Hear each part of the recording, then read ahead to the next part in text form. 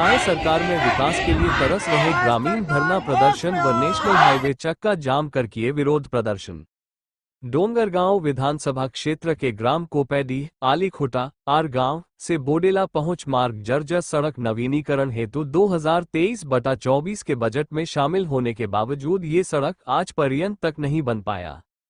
क्षेत्रवासी लगातार पीडब्ल्यूडी विभाग से लेकर कलेक्टर जनदर्शन, सुशासन तिहार में गुहार लगाते लगाते थक गए। आक्रोशित ग्रामीणों ने आज अपनी जायज मांगों को लेकर धरना प्रदर्शन कर नेशनल हाईवे चक्का जाम कर किए विरोध प्रदर्शन।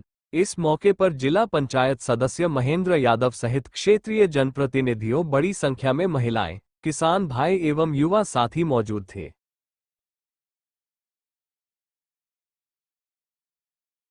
क्षेत्रवासी आज ये आंदोलन कर रहे हैं।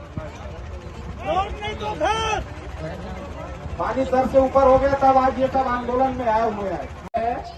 और शासन प्रशासन से देखो, मतलब इतने बड़े काम के लिए सब इंजीनियर यहाँ पर जवाब देने, इतनी घोर लापरवाही है। यहाँ पर संबंधित भी नहीं आ पाए विभाग के, जब मालूम है इतना प्रमुख मांग है और एक इंजीनियर आके जवाब दे रहा माइक पकड़ के। जब तक ये नहीं आएंगे यहाँ पे धरना प्रदर्शन समाप्त नहीं होगा।